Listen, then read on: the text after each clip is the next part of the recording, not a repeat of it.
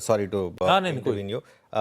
इसका मतलब एक ये है कि एलन मस्क एक बहुत शानदार बिजनेसमैन है। हाँ, मेरे ख्याल से वो इस चीज़ में पढ़ना ही नहीं चाहते, लाइसेंस ये वो कह रहे हैं एक एसेट लाइट मॉडल रखते हैं, मैं टाई अप करूंगा। और ये पूरी इंडस्ट्री अपोज कर रही थी उनकी एंड। एग्जैक्टली तो मैं टाई अप करूंगा सबके साथ टाई अप करूंगा, मैं जियो के साथ टाई अप करूंगा, भारती के साथ टाई अप करूंगा। इसका मतलब एक और चीज़ बताऊं मैं आपको, टेस्ला को भी वो ऐसे ही लेके आएंगे।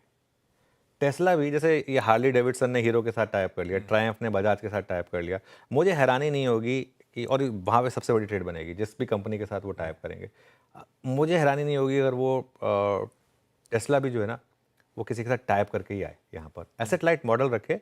इसकी एक पॉसिबिलिटी है बहुत ज़्यादा, और इसके लिए ये एक पॉसिबिलिटी रहेगी। लेकिन ये एक अच्छी खबर है, फाइनली स्पेस एक्स यानी कि भारत में आ रहा है, सैटेलाइट इंटरनेट भारत में आ रहा है, ये एक अच्छी खबर है।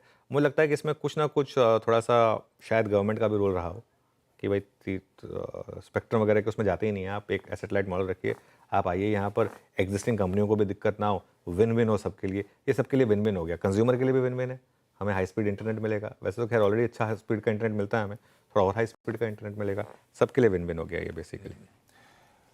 रखिए भाई, अब वो बस ये हो गया कि कल तक एक्सक्लूसिविटी टाइप थी तो भारतीय एयरटेल मेरे लिए टीम में सबसे ऊपर था, आज इंडस्ट्री में बढ़ गया मामला खीर। कोई बात नहीं, फिर भी खीर नहीं है, लेकिन चलिए ये जो बिग ब्रेकिंग चल रही है आपकी स्क्रीन पे, कल रात तक तो सबको पता था भारतीय एयरटेल की कहानी। अब आइए उसके साथ साथ रिलायंस इंडस्ट्रीज, जियो के साथ भी शायद स्टार लिंक का करार, इसके अपडेट्स लेकर आए असीम मनचंदा साहब। असीम, गुड मॉर्निंग।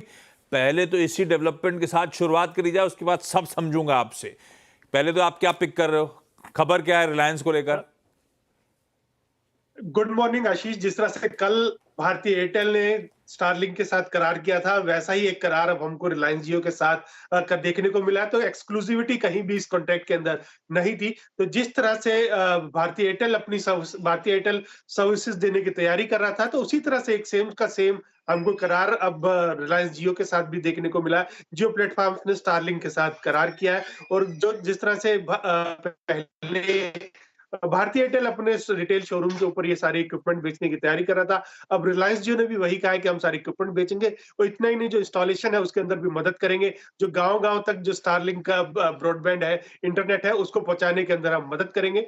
आपको याद होगा कि पिछले महीने जब प्रधानमंत्री मोदी और एलन मस्क की मुलाकात हुई थी, तो उस वक्त ये तय हो गया था लगभग कि अब एलन मस्क की एंट्री जो है भारत के अंदर होने वाली है। पहले आपने टेस्ला की एंट्री होते हुए देखी, टेस्ला ने ऑलरेडी अपने यहाँ पर अपने शोरूम बनाने की तैयारी कर ली है, और कॉन्ट्रैक्ट ऑलरेडी कर लिया है। तो अब दूसरा कदम जो है वो स्टारलिंक की तरफ से हमें देखने को मिल रहा है। स्टारलिंक ने दोनों भारतीय कंपनियों के साथ ऑलरेडी अब करार कर लिया है, तो अब जल्दी आपको स्टारलिंक की एंट्री भारत के स्पेस के अंदर आपको देखने को मिलेगी। स्टारलिंक की एंट्री।